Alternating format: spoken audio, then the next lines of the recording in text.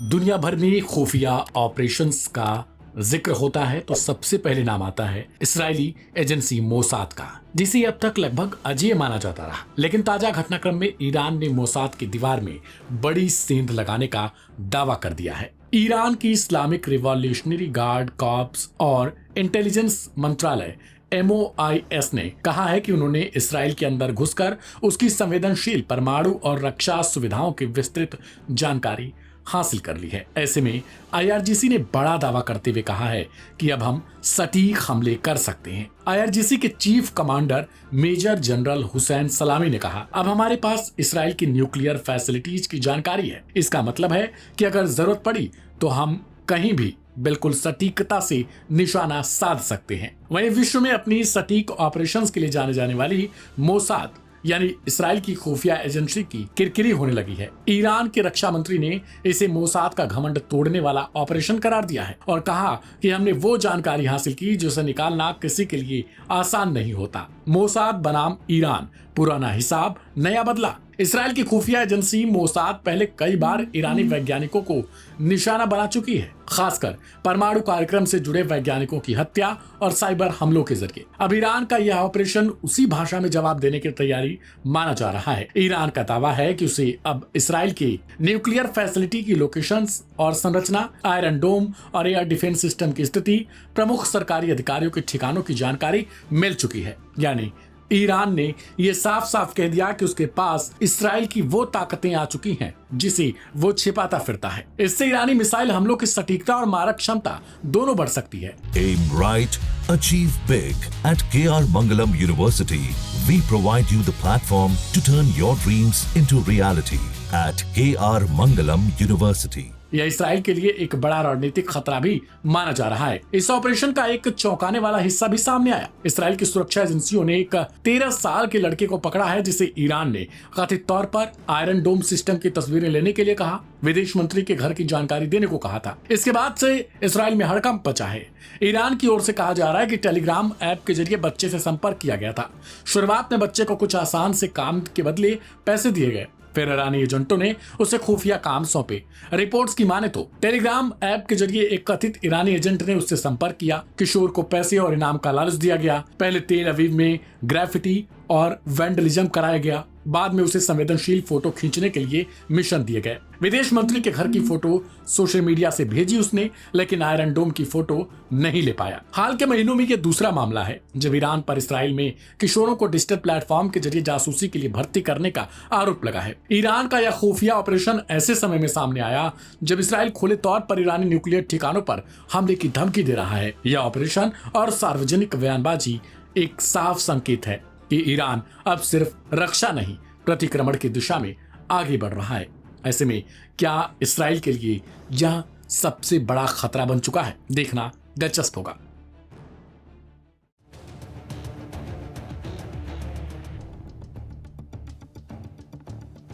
मध्य पूर्व एक बार फिर उबल पड़ा है। यमन के हूती विद्रोहियों ने दावा किया है कि उन्होंने इसराइल के बेन गुरियन अंतर्राष्ट्रीय हवाई अड्डे को निशाना बनाकर 2 बैलिस्टिक मिसाइलें दागी, जिनमें से एक को हाइपरसोनिक मिसाइल बताया जा रहा है। इतना ही नहीं बल्कि यह हमला तेल अवीव तक हुआ। हूतियों ने कहा कि यह हमला इसराइल द्वारा यमन की अहम बंदरगाहों पर की गई हवाई बमबारी की जवाब में किया गया। हूती सैन्य प्रवक्ता याहसारिया ने एक बयान जारी करते हुए बताया, हमने बेन गुरियन एयरपोर्ट को अत्याधुनिक बैलिस्टिक तकनीक से निशाना बनाया है। हमारी एक मिसाइल हाइपरसोनिक थी और लक्ष्य पर सीधा प्रहार हुआ। एयर ट्रैफिक बाधित हुआ और इसराइल में दहशत फैल गई। हालांकि इस दावे की स्वतंत्र पुष्टि अभी तक नहीं हो पाई, लेकिन इसराइल की सुरक्षा एजेंसियों में तुरंत हाई अलर्ट जारी कर दिया गया। इसराइली रक्षा बल ने पुष्टि की है कि एक मिसाइल को David's sling air defence system के जरिए इंटरसेप्ट कर निष्क्रिय कर दिया गया। हालांकि दूसरी मिसाइल को लेकर इसराइल ने कोई बयान नहीं दिया, जिससे यह अटकलें लगाई जाने लगी कि वह मिसाइल अपने लक्ष्य तक पहुंची या किसी नुकसान का कारण बनी। बेन गुरियन एयरपोर्ट पर कुछ समय के लिए उड़ानों को रोक दिया गया था, जबकि कुछ फ्लाइट्स को दक्षिणी इसराइल के रमोन एयरपोर्ट की ओर डाइवर्ट किया गया। आने वाले फ्लाइट्स को कुछ घंटों के लिए मोड़ दिया गया, जाने वाली उड़ानों को रद्द कर दिया गया या फिर उनमें देरी की गई। इसराइली एयरपोर्ट अथॉरिटी यानी IAA ने अब तक एयरपोर्ट के नुकसान को लेकर कोई आधिकारिक जानकारी नहीं दी है। यह हमला उस बढ़ते क्षेत्रीय टकराव का हिस्सा माना जा रहा है जिसकी शुरुआत 7 अक्टूबर साल 2023 को इसराइल और हमास के बीच हुए संघर्ष से शुरू हुई थी। Aim right, achieve big. At KR Mangalam University, we provide you the platform to turn your dreams into reality. At KR Mangalam University. Houthi विद्रोही जिन्हें ईरान का समर्थन है, वे पहले भी रेड सी और गल्फ ऑफ एडन में इसराइली और पश्चिमी हितों को निशाना बना चुके हैं। वहीं इससे पहले इसराइली ड्रोन और जेट विमानों ने यमन की रणनीतिक खुदैदाह बंदरगाह पर हमला किया, जिसे हूतियों द्वारा हथियारों और ड्रोन्स की सप्लाई के लिए इस्तेमाल किया जा रहा था। इसराइल का दावा है कि इसी हुदैदाह से उन पर और उनके मित्र देशों पर मिसाइल और ड्रोन हमले हो रहे थे। यह आत्मरक्षा में की गई कार्रवाई करार दी गई। वहीं दूसरी ओर हूतियों का दावा है कि इसराइल ने मानवीय सहायता रोकने और यमनी संप्रभुता का उल्लंघन करने के लिए यह हमला किया है। हूतियों का दावा है कि वे इसराइल पर हमले तब तक करते रहेंगे जब तक इसराइल गाजा में नागरिकों पर अत्याचार बंद नहीं करता। इसराइल ने हाल ही में गाजा सिटी में 3 दिन तक लगातार हवाई और जमीनी हमले किए, जिसमें सैकड़ों फिलिस्तीनी नागरिकों की मौत हुई। इन हमलों का कारण बताया गया हमास के सुरंग नेटवर्क और लॉन्च साइट्स को खत्म करना, लेकिन मानवाधिकार संगठनों का दावा है कि हमलों में स्कूल, अस्पताल और शरणार्थी शिविरों को भी निशाना बनाया गया। ऐसे में अगर हूतियों का दावा सही है तो यह इसराइली रक्षा प्रणाली के लिए एक नई चुनौती हो सकती है। इसराइल को अब अपनी रणनीतिक सुरक्षा तैयारियों को यमन तक विस्तार देना पड़ रहा है, जिससे उसकी सैन्य क्षमता पर दबाव बढ़ रहा है। अमेरिका, सऊदी अरब और संयुक्त राष्ट्र इस संघर्ष को रोकने के लिए राजनयिक प्रयास तेज कर सकते हैं। हूतियों द्वारा इसराइल पर लगातार किए जा रहे मिसाइल और ड्रोन हमले यह साबित करते हैं कि गजा युद्ध अब केवल इसराइल हमास का युद्ध नहीं रह गया, बल्कि यह पूरे मध्य पूर्व को अस्थिर करने वाला संघर्ष बनता जा रहा है।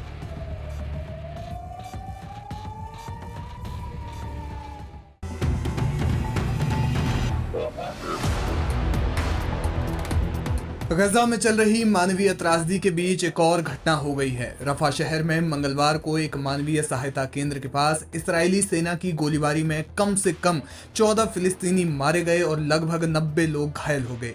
ये घटना उस समय हुई जब भूख से जूझ रहे सैकड़ों फिलिस्तीनी गजा ह्यूमैनिटेरियन फाउंडेशन यानी GHF द्वारा संचालित एक सहायता वितरण केंद्र पर भोजन प्राप्त करने के लिए लंबी कतार में खड़े थे। ये केंद्र इसराइल और अमेरिका के समर्थन से चल रहा है और इसका उद्देश्य गजा में भोजन और अन्य आवश्यक वस्तुओं की आपूर्ति करना है।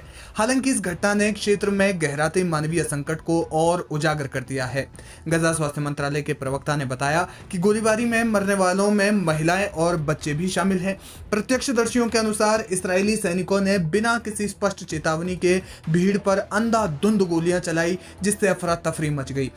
घायलों को तुरंत नासिर और अल अहली अस्पतालों में ले जाया गया, लेकिन वहां चिकित्सा संसाधनों की भारी कमी के कारण इलाज में कठिनाइयां आई। एक प्रत्यक्षदर्शी ने बताया कि हम सिर्फ भोजन लेने के लिए आए थे, लेकिन अचानक गोलियां चलने लगी, लोग चीख रहे थे और चारों तरफ खून ही खून था। इस्राएली सेना ने इस गोलीबारी की पुष्टि की, लेकिन दावा किया गया कि ये कार्रवाई संदिग्धों को निशाना बनाकर की गई जो सैनिकों के लिए खतरा पैदा कर रहे थे। सेना का कहना है कि वो सहायता केंद्रों तक लोगों की पहुंच को बाधित नहीं कर रहे, बल्कि सुरक्षित मार्ग प्रदान कर रहे हैं। हालांकि हमास ने इस हमले को जानबूझकर किया गया नरसंहार करार दिया और इसे इसराइल की उस रणनीति का हिस्सा बताया जिसमें भोजन और सहायता को युद्ध के हथियार के रूप में इस्तेमाल किया जा रहा है। हमास के प्रवक्ता ने कहा कि इसराइल भूखे लोगों को पहले लुभाता है और फिर उन्हें मौत के जाल में फंसाता है। आपको बता दें कि ये कोई पहली घटना नहीं है। 1 जून 2025 को रफा में एक अन्य सहायता केंद्र के पास हुई गोलीबारी में 31 फलस्तीनी मारे गए थे। गजा स्वास्थ्य मंत्रालय के अनुसार 27 मई 2025 से शुरू हुए नए सहायता वितरण सिस्टम के बाद से अब तक 127 लोग ऐसी घटनाओं में मारे जा चुके हैं। ये केंद्र जो इसराइल और अमेरिका के समर्थन से स्थापित किए गए हैं, बार बार हिंसा का शिकार हो रहे हैं। संयुक्त राष्ट्र की सहायता एजेंसी UNRWA ने इन केंद्रों को मौत का जाल करार दिया है, जहां भूखे लोग भोजन के लिए अपनी जान जोखिम में डाल रहे हैं। संयुक्त राष्ट्र और मानवाधिकार संगठनों ने इस घटना की कड़ी निंदा की है। संयुक्त राष्ट्र मानवाधिकार प्रमुख वोल्कर तुर्क ने कहा कि फिलिस्तीनियों को भूख से मरने या गोलियों का शिकार होने के बीच चयन करने के लिए मजबूर किया जा रहा है। ये किसी भी रूप में अस्वीकार्य है। संयुक्त राष्ट्र महासचिव एंटोनियो गुटेरेस ने भी ऐसी घटनाओं पर गहरी चिंता जताई और तत्काल युद्ध विराम की मांग की। UNRWA ने बताया कि गजा में सहायता वितरण की प्रक्रिया पूरी तरह से बाधित हो चुकी है क्योंकि केरेम शालोम क्रॉसिंग जैसे प्रमुख मार्ग लूटपाट और हिंसा के कारण असुरक्षित हो गए हैं। गजा में मार्च 2025 से लागू इस्राएली नाकाबंदी ने भोजन, पानी और चिकित्सा आपूर्ति की भारी कमी पैदा कर दी है। गजा स्वास्थ्य मंत्रालय के अनुसार 7 अक्टूबर 2023 से शुरू हुए युद्ध में अब तक 54,000 से ज्यादा लोग मारे जा चुके हैं, जिनमें ज्यादातर महिलाएं और बच्चे हैं। इस बीच सशस्त्र गिरोह जैसे पॉपुलर फोर्सेस जो इसराइल के समर्थन से काम कर रहे हैं, वे सहायता ट्रकों की लूट में शामिल है, जिससे भोजन की कीमतें आसमान छू रही हैं। हमास ने इन गिरोहों के खिलाफ कार्रवाई तेज की है, लेकिन इसराइली नियंत्रण वाले क्षेत्रों में हिंसा को रोकना मुश्किल साबित हो रहा है। ये घटना गजा में गहराते मानवीय संकट को उजागर करती है। अंतर्राष्ट्रीय समुदाय ने युद्ध विराम और सुरक्षित सहायता वितरण की मांग की है, लेकिन अभी तक कोई ठोस प्रगति नहीं हुई है। गजा के लोग भूख, हिंसा और अनिश्चितता के बीच फंसे हुए हैं और इस तरह की घटनाएं क्षेत्र में शांति की उम्मीद को और कमजोर कर रही हैं।